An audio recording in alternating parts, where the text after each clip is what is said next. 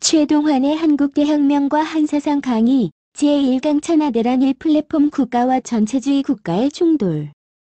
우리 한민족은 눈보라가 거세게 몰아치는 것 같은 엄혹한 역사 속에서도 한사상이라는 아름다운 꽃을 피워왔습니다. 한사상은 어떤 위기도 기회로 바꾸어주며 우리가 번영을 누릴 수 있도록 해줍니다. 한사상 TV는 우리 한민족이 가지고 있는 가장 한민족다운 한사상이 무엇인가를 설명합니다. 그리고 가장 한민족다운 한사상이 가장 세계적인 것임을 증명하고 설명합니다. 안녕하십니까, 최동환입니다. 참으로 오래간만에 여러분과 대화를 나눌 수 있는 소중한 시간을 가지게 되었습니다.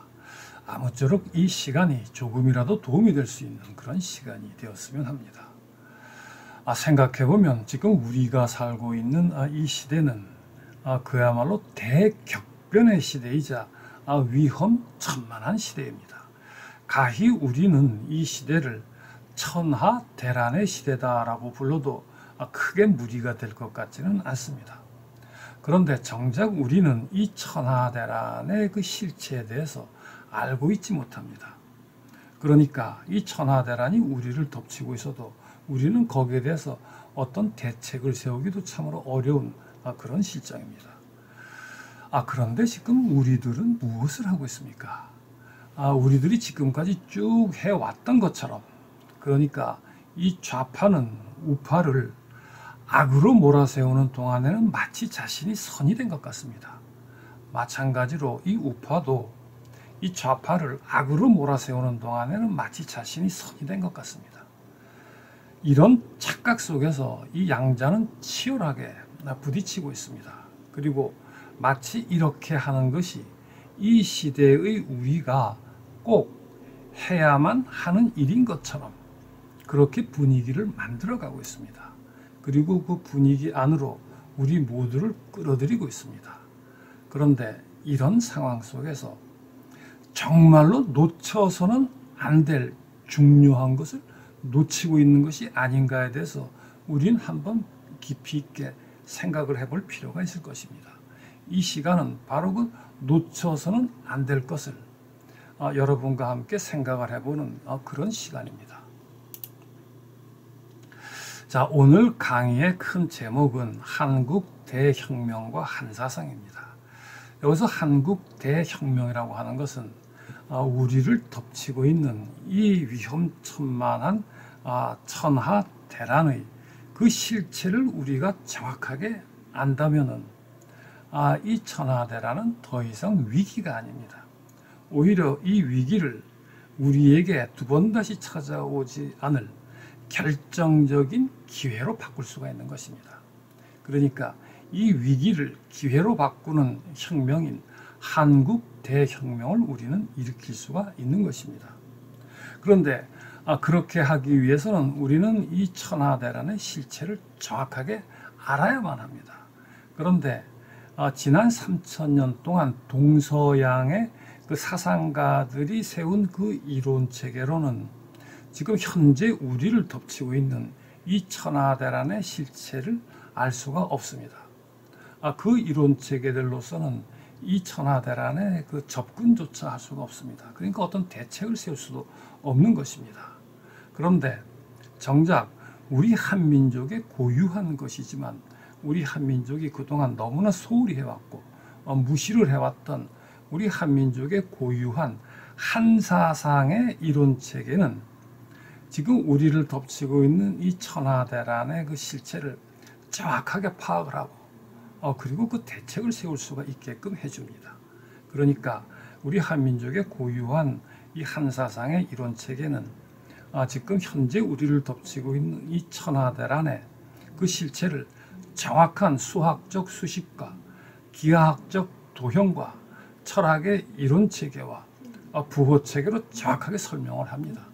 그리고 이 한사상의 이론체계는 이 시대에 과학적 실험에 의해서 명백하게 증명이 된 이론체계입니다.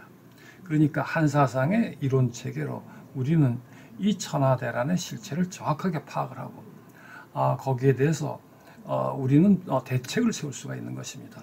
그러므로 해서 이 위기를 그야말로 우리 한민족 역사상 두 번 다시 찾아오지 않을 결정적인 기회로 바꿀 수가 있는 것입니다. 그러니까 이 위기를 기회로 바꾸는 한국 대혁명을 우리는 일으킬 수가 있는 것입니다. 그래서 이 강의의 큰 제목은 한국 대혁명과 한사상입니다. 자, 오늘 강의 제1강 천하대란 1 플랫폼 국가와 전체주의 국가의 충돌입니다. 여기서 천하대란 1이라고 하는 것은 천하대란은 하나가 아니라는 뜻입니다. 그리고 오늘 우리가 다뤄볼 천하대란은 플랫폼 국가와 전체주의 국가의 충돌에서 발생하는 그런 천하대란입니다.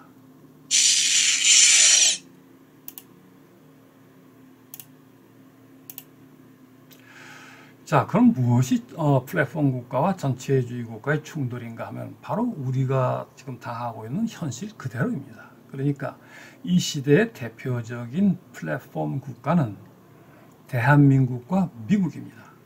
그리고 이 시대의 대표적인 전체주의 국가는 북한과 중국입니다.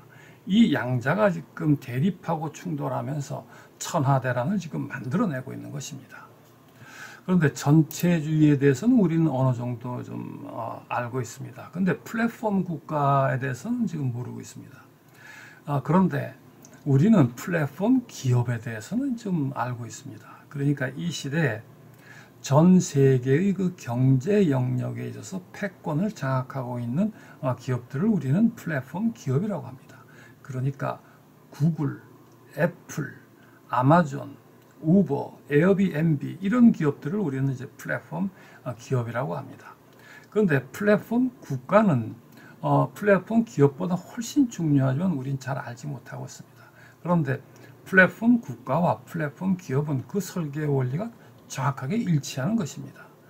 그러니까 플랫폼 기업은 경제 영역이고 플랫폼 국가는 정치 영역이라고 하는 것이 차이점입니다.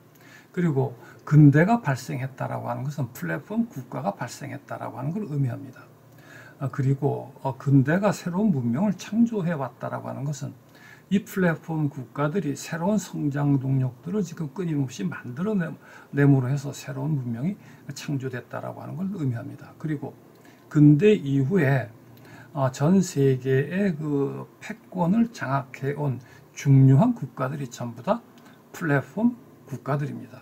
그런데 이런 플랫폼 국가와 플랫폼 기업에 대해서 지금까지 지난 3000년 동안의 그 사상가들은 이 플랫폼 국가와 플랫폼 기업이라고 하는 이 실존하는 국가, 실존하는 기업의 설계 원리에 대해서 접근조차 할 수가 없습니다. 그러나 우리 한사상의 이론책에는 이것을 정확하게 파악을 하고 설명을 할 수가 있음으로 해서 이 천하대란을 우리가 이해를 하고 설명을 할 수가 있게끔 해주는 것입니다. 자, 그런데 플랫폼 국가와 전체주의 국가는 그 설계 원리가 정반대입니다. 그러니까 둘 중에 하나만 알면은 그 반대가 이제 그 상대편이니까 우리는 알 수가 있는 것입니다. 그런데 사실상 지금까지 우리는 플랫폼 국가도 몰랐고 전체주의 국가도 몰랐던 겁니다. 가령 플랫폼 국가를 우리가 정확하게 안다면은 그 반대편이 전체주의 국가니까 우리는 전체주의에 대해서 알 수가 있는 겁니다. 전체주의도 또한 마찬가지입니다. 근데 그 둘 다 몰랐기 때문에 우리는 알 수가 없었던 겁니다. 하나를 몰랐으니까 그 반대편도 당연히 모르는 것입니다. 그런데 지금 플랫폼 국가인 대한민국과 미국, 그 다음에 전체주의 국가인 북한과 중국은 그 설계 원리가 정반대입니다. 따라서 이 양자는 화합하기가 거의 불가능합니다. 따라서 이 양자가 충돌하면서 천하대란을 만들어내는 것은 불가피한 그런 일이 되는 것입니다.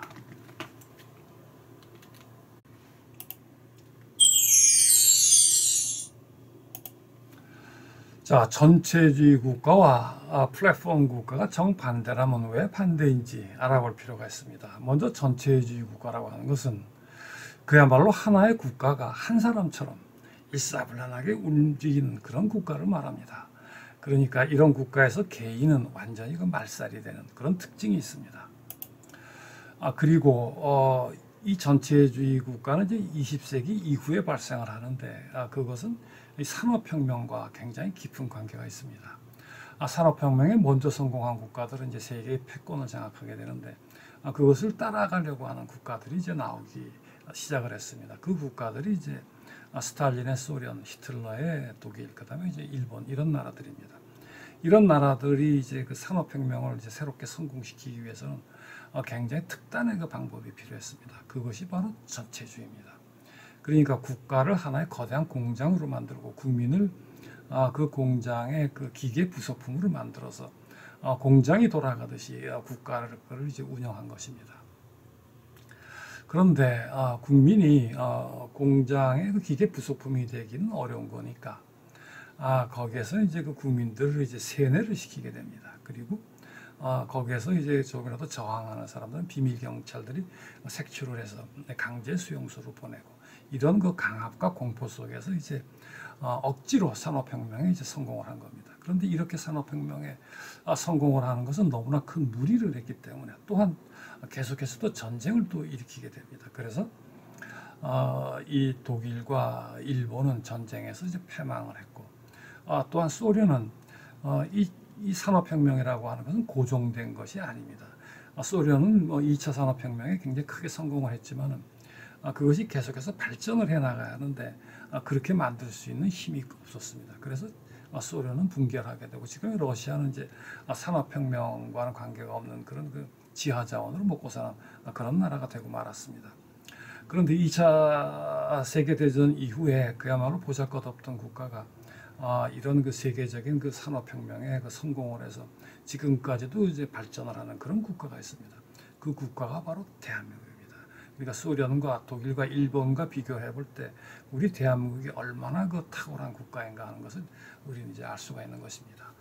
그리고 산업 사회에는 이제 두 가지 문제가 있습니다. 하나는 이제 그 잉여 자본, 또 하나는 잉여 인력입니다. 잉여 자본은 제국주의를 만들고 잉여 인력이 이제 전체주의를 만든 겁니다.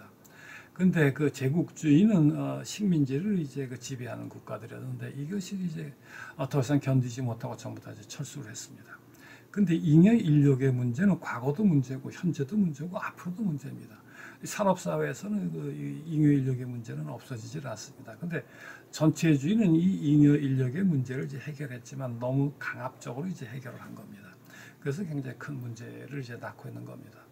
그리고 이런 그 전체주의는 미디어를 국가가 이제 독점을 해서 그야말로 그 소통과 통합을 이제 불가능하게 만들고 대신에 이제 이 미디어를 사용해서 이제 국민을 세뇌시키고 동원하는 그런 일을 이제 하게 되는 겁니다. 그리고 전체주의는 또 좌파도 없고 우파도 없습니다. 그러니까 일본과 독일은 이제 우파 전체주의고 소련과 동구권과 중국과 북한은 이제 좌파 전체주의입니다.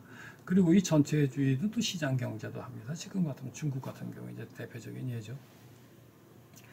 근데 이런 것은 20세기의 전체주의입니다. 21세기에 와서는 이제 전혀 새로운 전체주의가 또 이제 발생을 하게 되는 겁니다. 그것은 동북아적인 전체주의입니다. 그러니까 21세기의 대표적인 전체주의 국가는 북한과 중국입니다. 그런데 이 동북아의 전체주의, 그러니까 21세기의 전체주의의 특성은 아주 지금까지의 그 전체주의와는 완전히 다른 새로운 특성이 있습니다. 그건 뭐냐면 중화주의 유교를 하다가 전체주의로 바꿨다는 얘기입니다. 그런 그 공통적인 패턴이 있습니다. 그 전례를 만든 국가가 바로 일본입니다. 일본은 중화주의 유교를 하다가 전체주의로 바꿨다가 이제 패망을 합니다. 이 부분은 제가 따로 또 설명을 합니다. 그리고 중국은 2000년 동안 중화주의 유교를 하다가 전체주의로 바꿨고, 북한은 500년 동안 조선에서 이제 중화주의 유교를 하다가 북한이 되면서 이제 전체주의로 바꾼 겁니다. 이건 완전히 이 세 나라가 공통적인 거. 이것이 바로 21세기 전체주의가 가지는 특성입니다. 이거를 20세기 전체주의식으로 생각을 하면 접근하기가 굉장히 어려워집니다. 근데 여기서 굉장히 중요한 점이 하나 있습니다. 그것은 전체주의 국가와 중화주의 유교 국가가 그 설계 원리가 일치한다는 점입니다. 그러니까 중화주의 유교라고 하는 것은 2000년 전에 중국 한나라 때 동중서라고 하는 학자가 이제 만들어서 2000년 동안 중국의 지배 원리가 됩니다. 그리고 조선 500년 동안 이 중화주의 유교가 또한 지배 원리가 됐고 그것은 또 일본으로 또 넘어갑니다. 근데 우리 이 한민족이 조선 500년 동안 중화주의 유교를 한 건 굉장히 큰 문제를 낳습니다. 왜냐하면 우리 한민족은 시작서부터 지금까지 그 중심에는 변함없이 한사상이 살아서 숨쉽니다. 근데 이 한사상의 설계 원리와 중화주의 유교와 전체주의 설계 원리는 정반대입니다. 절대로 하나가 되지 않습니다. 근데 우리가 그 조선 500년 동안 이 중화주의 유교를 한 것은 우리 한민족과는 전혀 맞지 않는 것을 억지로 했다는 얘기가 되는 것입니다. 거기에서 굉장히 그 치명적인 문제를 이제 많이 안게 됐고 그것은 아직까지도 완전히 해결이 된 것 같지는 않습니다. 이 문제는 그 할 얘기가 많지만 여기서는 생략합니다. 자, 그럼 중화주의 유교와 전체주의가 어떻게 그 거의 설계 원리가 같는가를 알아보겠습니다. 이 양쪽 국가는 모두 다 그러니까 절대적인 이데올로기가 하나 있습니다. 그리고 이 나라의 그 국민들, 백성들은 전부 다 이 절대적인 이데올로기로만 생각을 하고 이 절대적인 이데올로기로만 행동을 해야만 합니다. 그렇지 않으면 배견하기가 어렵고 심한 경우에 이제 목숨 부지기가 어렵습니다. 그리고 그 국가의 맨 꼭대기에는 독재자가 있습니다. 중화주의 유교에는 왕, 전체주의 국가에서 위대한 지도자 이런 사람들이 되겠죠. 그리고 그 바로 밑에는 아주 확고부동한 지배 계급이 있습니다. 중화주의 유교에서는 사대부 계급, 그러니까 양반 계급. 전체주의 국가에서는 이제 그 당이 국가를 지배하니까 당원이 지배 계급이 됩니다. 이 양반 계급과 당원은 그 성격이 다를 게 하나도 없습니다. 거의 같다고 봐도 과언이 아닙니다.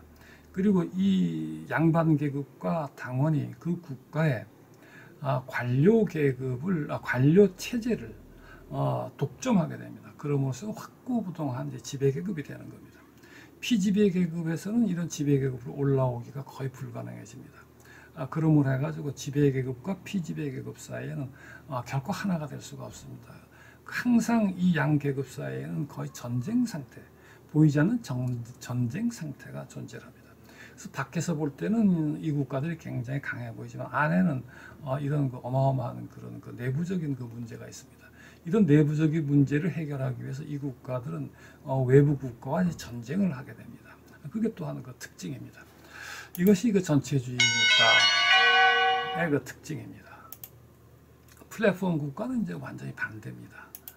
그러니까 플랫폼 국가는 이제 플랫폼 국가가 지나가는 이제 길목으로만 지나갑니다. 처음에 포르투갈에서 먼저 생겨서 여러 국가들을 지나서 지금 현재는 이제 대한민국에 이제 이 플랫폼 국가가 이제 와 있습니다. 이 플랫폼 국가는 이제 지정학적 강점을 다 가집니다. 근데 다른 국가들도 지정학적 강점을 가질 수가 있습니다. 근데 이 플랫폼 국가들은 요 지나가는 길목으로만 이제 지나가기 때문에 이 플랫폼 국가들이 가지고 있는 지정학적 강점은 다른 국가에서 갖는다 하더라도 이건 다른 겁니다. 이 플랫폼 국가에서만 이 길목에서만 이제 플랫폼 국가가 이제 발생하는 겁니다. 근데 플랫폼 국가는 지정학적 강점을 가진다고 모두가 플랫폼 국가가 되지는 않습니다. 이 점이 굉장히 중요합니다. 또한 이 점이 중화주의 유교와 전체주의 국가와는 완전히 정반대가 되는 겁니다. 그러니까 이 플랫폼 국가에서는 지금까지는 누구도 생각할 수 없는 그런 지금까지 아무도 생각한 적이 없는 그런 발상, 독창적인 발상을 하는 인물이 나타납니다. 그리고 그 인물의 독창적인 발상을 현실에서 실현하는 그런 모험가들이 또 발생을 합니다. 그런 모험가들 중에는 이제 기업가들도 있죠. 기업가들은 이제 경제적인 영역이고, 이런 모험가는 정치 영역에서도 생길 수가 있고, 문학, 예술, 모든 영역에서 생길 수가 있습니다. 이런 모험가들이 이제 뭘 만들어내냐면 바로 성장 동력을 만들어냅니다. 근대 이후에 새로운 문명이 창조됐다라고 하는 것은 바로 이런 플랫폼 국가들이 새로운 성장 동력을 만들어냈다는 얘기가 됩니다. 그리고 이 성장 동력을 만들어내므로 해가지고 이 플랫폼 국가들은 일약 전 세계의 패권 국가가 되는 것입니다. 그런데 이런 독창적인 발상이라고 하는 것은 전체주의 국가나 중화주의 유교 국가에서는 있을 수가 없습니다. 왜냐하면 전체주의 국가나 중화주의 유교 국가에는 절대적인 이데올로기로만 생각을 하고 그 이데올로기로만 행동을 해야 합니다. 근데 이런 독창적인 발상을 하고 그것을 현실에서 실현하는 모험가라고 하는 것은 이 나라들에게서는 국가의 적이 돼가지고 적이 되는 겁니다. 이건 존재해서는 안 되는 인물이 돼요. 그래서 이 플랫폼 국가에서만 이런 인물이 발생하고 이런 성장 동력이 발생하는 겁니다. 플랫폼 국가는 이런 독창적인 발상을 하고 또 그런 모험가들이 생겨나게끔 그런 배경을 만들어주는 국가입니다. 그럼으로써 성장 동력이 이제 발생을 합니다. 그런데 이제 이 플랫폼 국가가 지나오는 길, 그러니까 포르투갈에서 시작해서 이 대한민국까지 오는 이 국가들을 보면 전부 다 거의 다 식민지입니다. 아주 보잘것없는 국가들이에요. 아니면 섬나라입니다. 뭐 해적수국 이런 보잘것없는 국가들에서 이제 플랫폼 국가가 만들어지는데 바로 이 점이 우리 한민족의 고유한 이 한사상 안으로 들어오는 겁니다. 그러니까 바로 이 점 때문에 이제 지금까지의 그 모든 그 사상가들의 그 이론 체계로는 포착이 안 되는 겁니다. 그러니까 우리 한사상의 그 이론 체계는 지금까지의 그 지난 3,000년 동안의 사상가들은 접근을 할 수가 없게 되어 있습니다. 너무나 달라요. 너무나 독창적이고 너무나 우리 한민족만의 독자적인 그런 사상 체계입니다. 자, 그런데 그 우리 한사상의 그 이론 체계의 그 시작 부분이 가지고 있는 특성 중에 하나가 이런 겁니다. 양극단이 충돌하는 영역에 바로 온힘의 영역이 발생합니다. 이것이 이제 한사상의 시작이 되는 겁니다.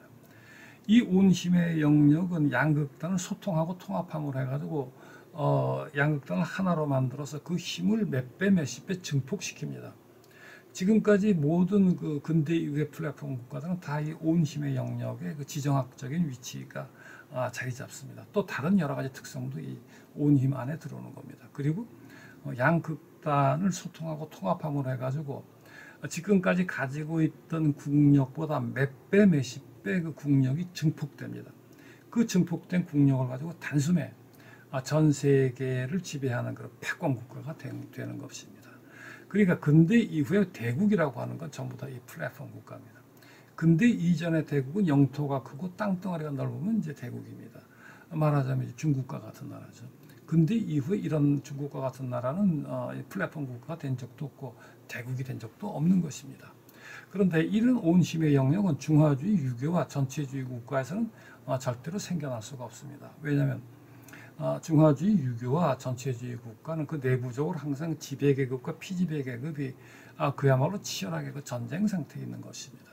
그리고 이 양극단을 소통하고 통합하는 온힘의 영역이 절대로 생겨날 수가 없는 겁니다. 그러니까 이 중화주의 유교나 이 전체주의 국가는 어떤 일이 있어도 플랫폼 국가가 되지를 못하는 겁니다. 그리고 어떤 일이 있어도 이런 독창적인 인물이 나올 수가 없고 모험가나 기업가가 나올 수도 없고 성장 동력도 나올 수가 없는 것입니다.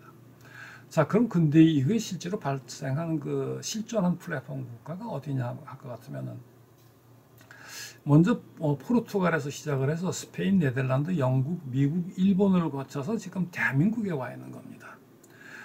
그러니까 포르투갈, 스페인은 이슬람 국가에게 한 800년 동안 식민지였습니다. 그리고 네덜란드는 스페인의 식민지, 영국은 섬나라 해적수골, 미국은 영국의 식민지, 일본은 섬나라 해적수골, 대한민국은 그러니까 아주 잠시 동안이지만 치욕스럽게도 이제 식민지를 했습니다. 이 모든 나라가 다 식민지가 아니면 이제 섬나라인 겁니다. 이런 나라에서 어떻게 해서 이런 독창적인 인물이 나왔고 모험가가 나왔고 성장 동력이 나와서 세계 패권 국가가 됐느냐 하는 걸 알아보는 건 굉장히 흥미진진합니다만은 여기서 다루기엔 또 시간이 너무 걸리니까 결론만 제가 설명을 드리면은 포르투갈과 스페인에서는 이제 해양혁명이 일어남으로 해가지고 전 세계 바닷길을 이제 지배를 하게 되고 또 이제 아메리카로 진출을 하면서 거기서 미국도 생겨나고 여러 나라도 생겨나죠. 그야말로 엄청난 성장 동력이 이제 만들어지면서 근대가 시작됐습니다. 그리고 네덜란드는 이제 자본주의 혁명을 일으킴으로 해가지고 그 조그만 나라가 그 당시 세계를 지배하던 스페인을 격파하고 패권 국가가 됩니다. 그리고 영국과 미국은 1차 산업혁명, 2차 산업혁명, 이제 3차 산업혁명까지 일으키면서 패권 국가가 되죠. 일본으로 이제 다음은 이제 넘어오는 겁니다. 그래서 일본이 이제 전 세계적인 패권을 장악하는 패권 국가가 이제 되어야만 이제 하는 그런 위치에 있는 겁니다. 그런데 일본은 그렇게 되지를 못했습니다. 왜냐하면 일본은 근대 이후 지금까지 단 한 명의 독창적인 발상을 하는 인물이 나온 적이 없고, 그렇기 때문에 지적 독립이라고 하는 걸 이룬 적이 없습니다. 이 점이 이제 지금까지 모든 플랫폼 국가와 전혀 다른 점입니다. 그러니까 독창적인 발상을 하지 못하고 지적 독립을 이루지 못했으니까 모험가, 기업가가 나올 리가 없는 것이고, 그러므로 해서 성장 동력이 나올 수가 없는 겁니다. 지금까지 일본은 단 하나의 성장 동력도 만들어내질 못했습니다. 그러니까 지금까지 일본은 그야말로 지적 독립을 만들지 못했으니까 남의 거를 모방하고 남의 거를 이제 베끼는 일만 이제 해온 겁니다. 자, 이제는 대한민국입니다. 대한민국이 어떻게 이제 진정한 의미의 플랫폼 국가가 되느냐 하는 점이 이제 굉장히 중요한 문제가 되었습니다.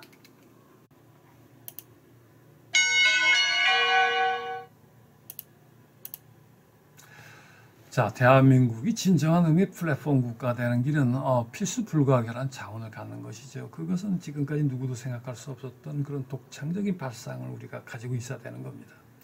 근데 지금까지 모든 플랫폼 국가들은 이런 독창적인 발상을 하는 인물이 있었습니다. 그건 개인이었습니다. 그것은 이제 포르투갈에서부터 시작해서 미국까지가 그 공통점입니다. 근데 우리 대한민국은 아주 지금까지와는 전혀 다른 차원의 그런 독창적인 발상을 가지고 있습니다. 그것은 개인이 아니라 민족 단위입니다. 그리고 이 시대에 갑자기 나온 게 아니라 이미 수천 년 전부터 만들어져 가지고 우리 한민족이 그것을 갖고 온 겁니다. 그러니까 축적된 그 힘인 것입니다. 사상적인 힘, 정신적인 힘이 지금 축적되어 있습니다. 지금까지 플랫폼 국가들은 어떤 천재들이 나타나서 그것을 독창적인 발상을 만들었지만 우리 민족 단위의 천재성을 가지고 있는 겁니다. 그것이 달라요. 그러니까 개인이 만들어낸 거하고 하나의 민족이 수천 년 전부터 갖고 와가지고 그런 천재적인 독창적인 그런 발상을 가지고 있고 완벽한 독자적인 이론 체계를 가지고 있다라고 하는 거의 차이는 그야말로 너무나 큰 차이입니다. 그야말로 하늘과 땅 차이와 같은 그런 어마어마한 차이를 가지는 겁니다. 지금 우리 한민족은 그걸 가지고 있는 겁니다. 거기다 더해서 지금까지는 그것이 그 완벽한 그런 독자적인 그런 이론 체계를 갖추고 있지를 못했습니다. 근데 이 시대에는 그러므로 완벽한 그 이론 체계로서 이 시대에 사용될 수 있게끔 복원이 되어 있습니다. 그러니까 이 한사상은 우리 민족의 고유한 경전, 천부경 3일신고 366사와 그리고 우리의 역사와 그다음 우리 삶 속에 살아서 숨쉬고 있는 것입니다. 이것을 전부 다 지금 이 시대에 복원된 우리 한사상의 이론 체계는 정확한 수학적 수식과 기하학적 도형과 철학의 이론 체계와 부호 체계로 전부 설명을 할 수가 있게 된 것입니다. 그리고 이 시대에 복원된 그 이론 체계는 과학적 실험에 의해서 명백하게 증명이 된 이론 체계입니다.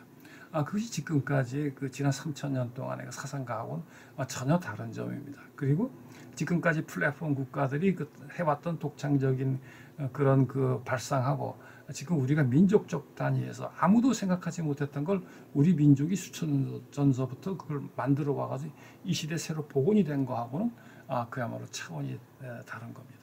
어마어마한 그 에너지가 담겨 있는 그 댐과 같은 겁니다.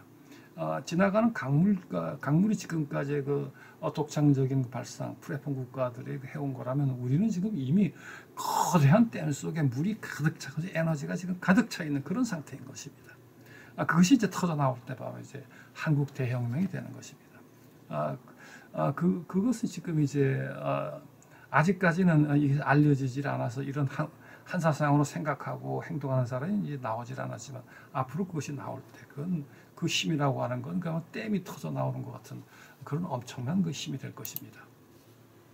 자, 지금까지 모든 플랫폼 국가들은 자기가 플랫폼 국가인지 몰랐습니다. 당연한 것이 플랫폼 국가의 그 설계 원리는 우리 한사상의 이론 체계로만 설명이 되는 것입니다. 그래서 지금까지 모든 플랫폼 국가들은 자기들이 뭘 해야 될지 뭘 하지 말아야 될지 몰랐습니다. 그러니까 하지 말아야 할 것을 엄청나게 많이 했고 꼭 해야 될 걸 전혀 하지 않은 겁니다. 그리고 지금까지 플랫폼 국가들은 자기가 그렇게 세계의 패권 국가가 되리라고 하는 것을 전혀 알지 못했습니다. 왜냐하면 그 보잘것없는 식민지나 섬나라에서 출발을 해가지고 그런 거 갑자기 그렇게 플랫폼 국가가 됐는데 어떻게 자기들이 그 처음이나 그 과정에서 플랫폼 국가가 될지 미리 알았겠습니까? 아무도 몰랐던 겁니다. 그런데 근대 이후에 최초로 자기가 플랫폼 국가이라고 하는 사실을 알고 또 뭘 해야 될지 뭘 하지 말아야 될지를 알고 자기가 이제 그런 그 세계적인 규모의 플랫폼 국가가 되리라고 하는 걸 미리 아는 최초의 국가가 이제 탄생한 겁니다. 그 국가가 바로 대한민국입니다. 그러니까 우리 대한민국은 지금까지는 이제 그 단군 조선이나 고구려가 이제 우리의 그 이상적인 국가였습니다. 그런데 이 국가들은 동북아의 패권 국가입니다. 그런데 모든 플랫폼 국가는 전 세계 규모의 패권 국가입니다. 대한민국이 플랫폼 국가가 된다라고 하는 것, 그리고 패권 국가가 된다라고 하는 전 세계 규모의 플랫폼 국가고 패권 국가가 된다는 걸 의미하는 겁니다. 그러니까 단군 조선과 고구려를 능가하는 새로운 한민족 국가가 탄생한다라고 하는 걸 의미하는 겁니다. 자, 이제 플랫폼 국가로서의 그 설계 원리, 그 다음에 역사 철학, 그리고 전체주의 국가의 그 설계 원리, 역사 철학을 알아봤습니다.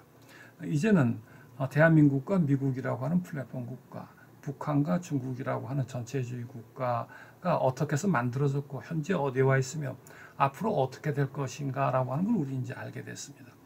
그리고 이 국가들이 충돌하면서 만들어내는 천하대란이 그 실체가 무엇이며 앞으로 어떻게 어떤 과정을 거칠 것이며 어떤 결과를 낳을 것이다라는 것까지 우리 이제 충분히 예측을 할 수가 있게 된 겁니다. 그러니까 더 이상 이런 플랫폼 국가와 전체주의 국가가 충돌하면서 만들어내는 그 천하대란은 이제 위기가 아닌 겁니다. 우린 그 천하대란의 실체를 이제 정확하게 아니까 오히려 이 위기는 그야말로 우리 한민족 역사상 두 번 다시 찾아오지 않은 그런 결정적인 기회로 이제 만들 수가 있게 된 겁니다. 그것이 바로 이제 한국 대혁명인 것입니다. 우리는 이 시대에 이제 한국 대혁명을 일으킬 수가 있게 된 것입니다. 자, 그러면은 우리가 이렇게 이제 전체를 알게 된 거하고 그것을 이제 현실에서 실현하는 거하고는 또 다른 문제입니다. 이것이 현실에서 이제 실현되기 위해서는 반드시 필요한 것은 이제 우리가 진정한 의미의 그 플랫폼 국가가 되는 것입니다. 그렇게 될 때 우리는 이제 이 위기를 기회로 바꿀 수 있는 한국 대혁명을 이제 일으킬 수가 있는 것입니다. 그런데 뻔히 알면서 이런 우리가 플랫폼 국가가 되지 못하고 실패했을 때는 이 천하대란은 우리를 그대로 덮치게 됩니다. 그렇게 됐을 때 일어나는 그런 참혹한 현상들은 그야말로 생각하고 싶지가 않은 겁니다. 우리는 어떻게 하든 성공한 플랫폼 국가가 되어야 하는 겁니다. 이렇게 되기 위해서 지금 우리는 뭘 해야 될까요?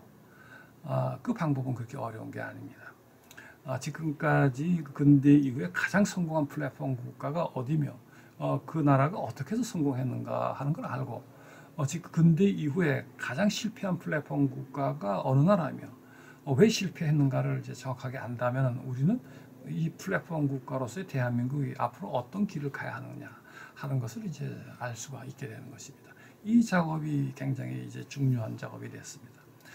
자, 이 작업을 여러분과 함께 이제 해보겠습니다.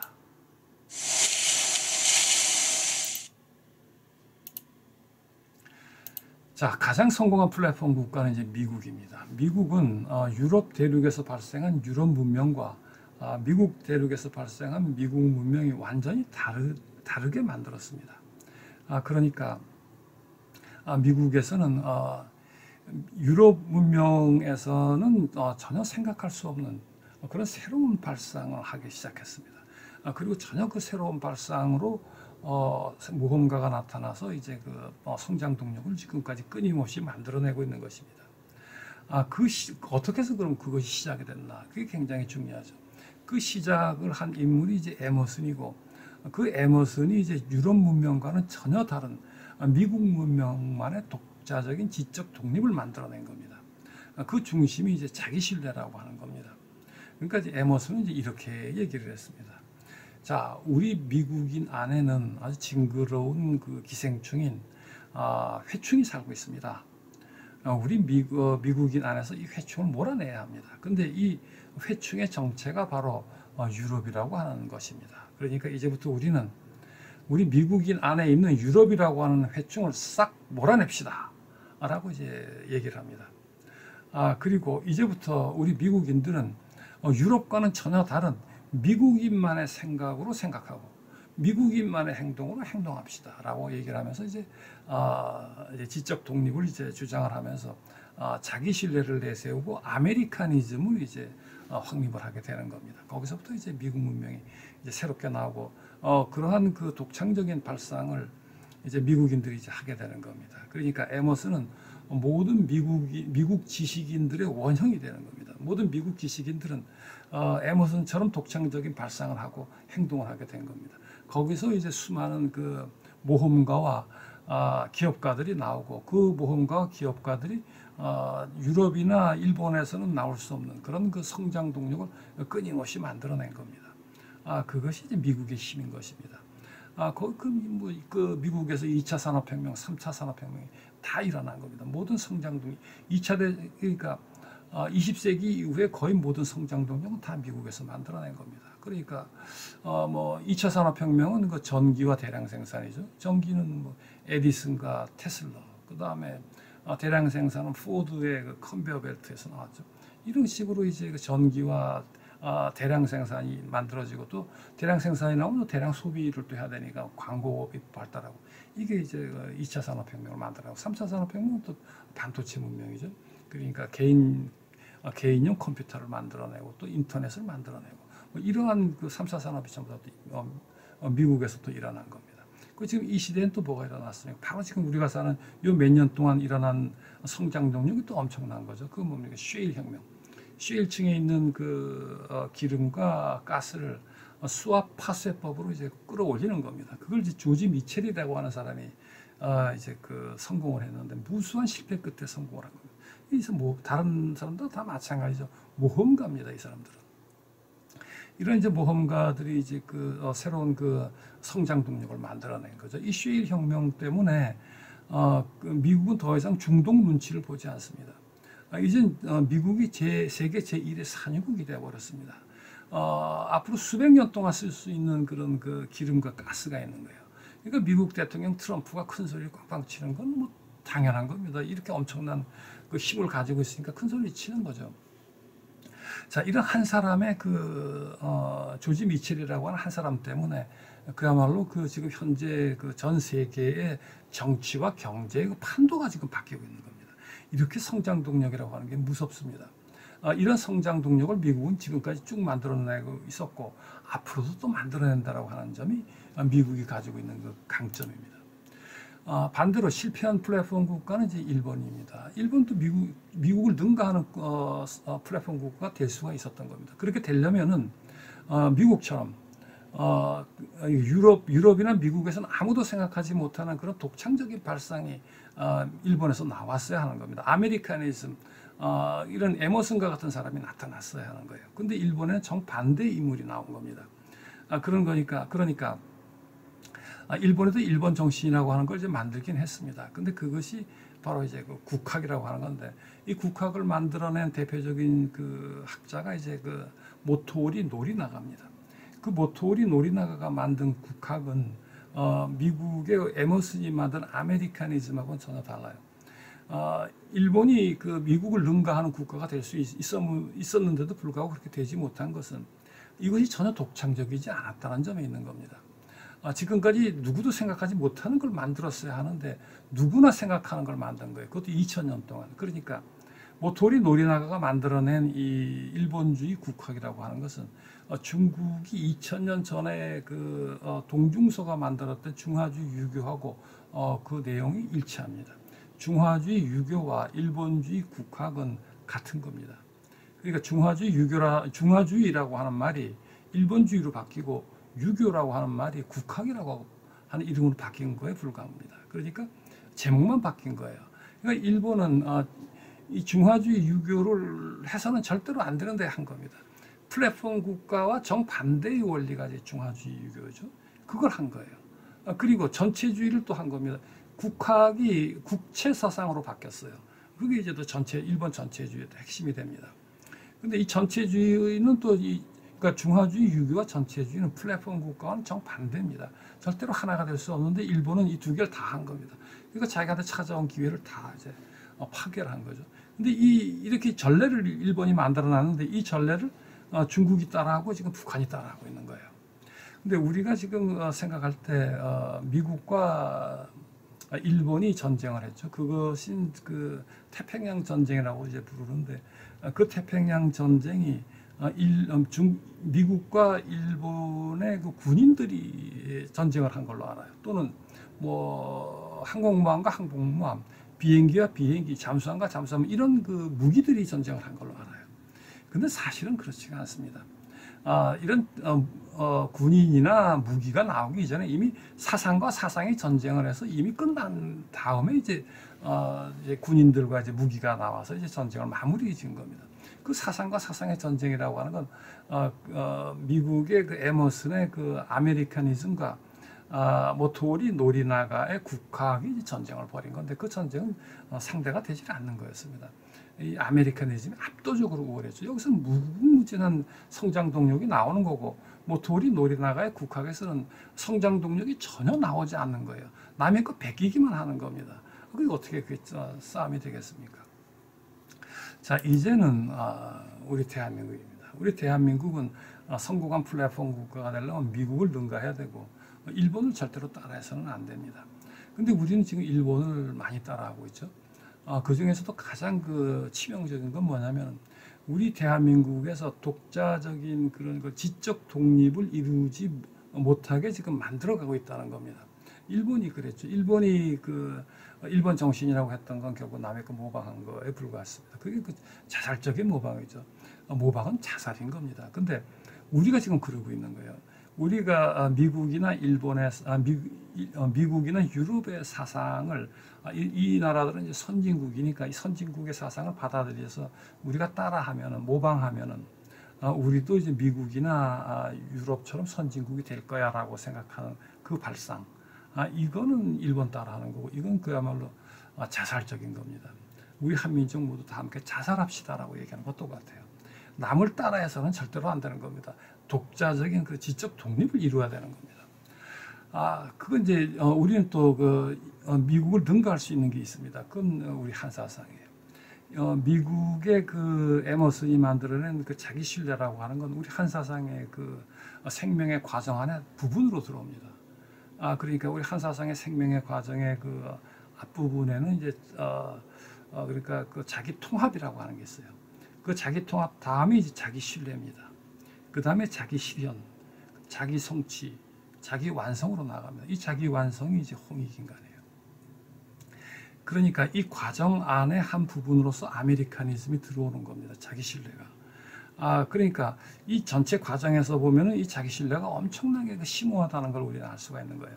근데 그것만 딱 띄워놓고 보면 이게 뭔지 알 수가 없는 겁니다. 미국이 지금 그러고 있는 것 같아요. 이 자기 신뢰라고 하는 게 엄청나게 중요하고 심오한 건데 여기서 발전을 시키지 못하고 있는 겁니다. 어디로 나갈지 몰라요. 지금 미국은 어마어마한 사상적인 지금 대혼란에 빠져 있습니다. 그게 이제 바로 이런 문제입니다. 우리는 이제 이 한사상 안에 이 아메리카니즘이 부분으로 들어오는 겁니다. 그러니까 우리가 이런 거 아메리카니즘으로 생각하고 행동하는 거하고 우리가 한사상으로 생각하고 행동하는 거는 너무나 큰 차이가 나는 겁니다. 아메리카니즘으로 생각하고 행동하는 건 그러면 어린애와 같은 거고 한사상으로 생각하고 행동하는 건 그러면 어른과 같은 겁니다. 한사상과 아메리카니즘은 비교가 될 수가 없습니다. 우리 한사상이 압도적으로 우월한 겁니다. 그러니까 한사상으로 생각하고 행동한다는 것은 그러면 미국에서 만들어내는 그런 그 성장 동력과 비교할 수 없는 어마어마한 성장 동력을 우리는 만들어낼 수가 있는 것입니다. 그것이 이제 우리가 이제 앞으로 나아가야 할 그럴 길이 되는 것이고 또 하나 중요한 문제는 뭐냐면 지금까지 플랫폼 국가들은 뭘 해야 될지 하지 말아야 될지를 몰랐어요. 그러니까 하지 말아야 될지를 엄청나게 많이 한 겁니다. 그러니까 플랫폼 국가가 이제 그 세계적인 패권 국가가 되자마자 한 일이라고 하는 건 남의 나라 침략해가지고 남의 나라 땅 빼앗고 사람 죽이고 남 못 살게 굴고 착취하고 뭐 이런 거였습니다. 이건 플랫폼 국가로는 절대로 해서는 안 되는 일인 것입니다. 미국은 그래도 자기 신뢰가 있으니까 그런 행동을 좀 덜 했습니다. 다른 나라들은 엄청나게 많이, 일본도 얼마나 많이 그런 일을 했습니까? 이건 해서는 안 될 일이고 또 해야 할 일이 뭔지를 몰랐어요. 플랫폼 국가로서의 목적이라고 하는 건 뭐냐면 우리 한사상의 그 맨 끝 부분입니다. 홍익 인간을 실현하는 것이 이 플랫폼 국가의 목적이 되는 겁니다. 그 목적이 뭔지를 몰랐던 겁니다. 그러니까 정반대 홍익인간과 정반대죠. 그러니까 반대가 뭡니까? 너 죽고 나 살자는 거예요. 우리 홍익인간 다 함께 잘 살자는 거죠. 그러니까 우리가 이제 플랫폼 국가라서 성공하고 세계적인 패권 국가가 된다는 것은 지금까지의 그 플랫폼 국가와는 전혀 다른 차원의 그 플랫폼 국가가 생기고 패권 국가가 생기는 걸 의미하는 겁니다. 그러니까 그것은 지금까지처럼 너 죽고 나 살자가 아니라 국내에서도 우리 다 함께 잘 삽시다라고 하는 거고 나라 밖에서도 다른 나라와 함께 모두 함께 잘 삽시다라고 얘기하는 이런 그 최초의 그 패권 국가가 생긴다라고 하는 걸 의미하는 거고 우리가 나가야 할 방향이 이제 바로 그런 겁니다. 우리가 그렇게 나가지 못하고 완전히 실패할 경우에는 이제 지금의 천하대란을 우리가 다 뒤집어 쓰는 겁니다. 그건 참 끔찍한 일이 될 거죠. 자, 그럼 이 시대에 우리가 어떻게 하는 것이 이제 그 성공한 플랫폼 국가로 가는 길이냐? 지금 당장 우리가 뭘 해야 하느냐라고 하는 게 굉장히 중요합니다. 그건 이제 지금까지 누구도 생각하지 못하는 것을 생각하는 사람들이 우리나라에 이제 생겨나야 하는 겁니다. 그건 뭡니까? 한사상으로 생각하고 한사상으로 행동하는 사람이 지금 이 시대에 대한민국에서 생겨나는 것입니다. 자, 오늘 강의는 여기까지입니다. 자, 오늘 강의는 천하대란이 이제 우리를 덮치고 있지만 이 위험천만한 이 천하대란에 대해서 우리는 한사상이 있음으로 해서 그 실체를 정확하게 파악할 수가 있고 그러므로 해서 이 위기를 기회로 바꾸는 한국 대혁명을 우리는 일으킬 수가 있다라고 하는 내용에 대해서 이제 알아봤습니다. 그 과정에서 이 천하대란의 그 실체는 우리 대한민국과 미국이 이 플랫폼 국가이고 또한 북한이 그리고 중국이 전체주의 국가이면서 이 양자가 대립하고 충돌하면서 이제 만들어지는 것이었습니다. 그래서 우리는 이 플랫폼 국가에 대해서 이제 알아보았고 또한 이 전체주의 국가에 대해서도 또 이제 알아봤습니다. 그리고 그 과정에서 우리는 진정한 이제 플랫폼 국가가 되어야 하는데 어떤 과정을 거쳐서 우리가 진정한 의미의 플랫폼 국가가 될 수 있나 하는 거에 대해서 이제 함께 이제 살펴봤습니다. 그리고 우리가 진정한 의미의 플랫폼 국가가 되었을 때는 지금까지 플랫폼 국가들과는 달리 홍익 인간을 이 시대에 실현하는 세계적인 패권 국가가 된다라고 하는 사실에 대해서 이제 함께 알아봤습니다.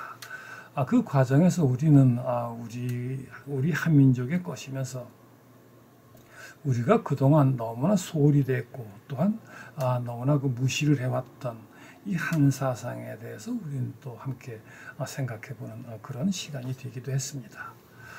자, 저는 이 한사상을 그러니까 한 40년 전쯤에 사우디아라비아에서 한 5년 동안 건설 현장에서 이제 기술자로 일을 하는 과정에서 만나게 됩니다.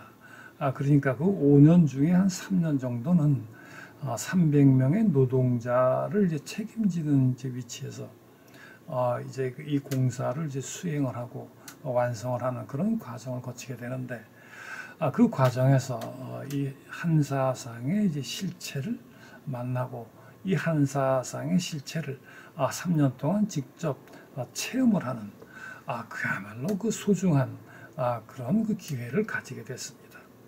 그리고 이제 귀국을 해서 보니까 마침 그때 또 이 한사상의 중심 경전인 천부경 3일신고 366사가 일반에 또 공개가 됐습니다. 그래서 이 경전을 또 이제 손에 쥐게 됐습니다. 그리고 이 천부경 3일신고 366사를 이제 연구를 해보니까 이 경전 안에 담겨 있는 한사상과 사우디아라비아에서 직접 체험한 이 한사상의 실체가 정확하게 일치한다는 사실을 이제 알게 됐습니다. 그때부터 이제 이 한사상을 이제 연구를 하기 시작을 했습니다. 그리고 한 30년 전쯤부터는 이제 이 연구 성과를 책으로 엮어서 이제 내기 시작을 했습니다. 그래서 지금까지 이제 여러 권의 그 책들을 이제 내왔습니다. 그리고 지금 그러니까 이렇게 그 책을 내온 그 과정은 이 한사상을 이 시대에 맞게 복원을 하는 그런 그 사회였습니다. 그 중에는 이 한사상의 복원이 된 한사상의 이론 체계를 이 시대에 맞게 과학적 실험으로 증명하는 그런 과정도 이제 포함이 되어 있습니다. 그리고 이 한사상을 복원한 그 사업은 지금도 이제 진행이 되고 있습니다. 지금도 저는 그 책을 쓰고 있는 중입니다. 이 동영상을 이제 올리게 된 것은 이 책을 쓰는 도중에 시간을 내서 이제 한번 만들어 봤습니다. 아무쪼록 이 동영상 강의가 여러분에게 조금이라도 도움이 되는 그런 그 유익한 시간이 되었으면 합니다. 끝까지 이 강의 경청해 주셔서 고맙습니다. 강의 여기서 마치도록 하겠습니다. 감사합니다. 이 강의는 아래의 채공익인간형 플랫폼 국가로 가는 한국대혁명을 바탕으로 만들어졌습니다. 이 강의 내용 중에서 더 자세한 것을 알고 싶은 분들은 이 책을 참고하시기 바랍니다. 끝까지 강의를 경청해 주셔서 감사합니다. 한사상은 이 시대를 사는 현대 한국인이 다양한 분야에서 사용할 수 있도록 복원되고 있습니다. 배달 최동환 섬김